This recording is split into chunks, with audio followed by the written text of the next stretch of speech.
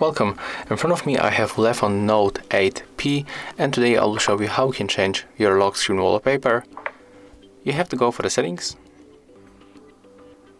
next go for the display, click on the wallpaper and choose Gallery Go all wallpapers. I'm going for the no more wallpapers, and for example I'm going to pick this wallpaper.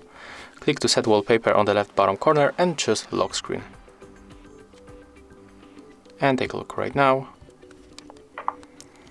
As you can see, our lock screen wallpaper has changed, and that's how it looks. If you find this video helpful, remember to leave a like, comment and subscribe to our channel.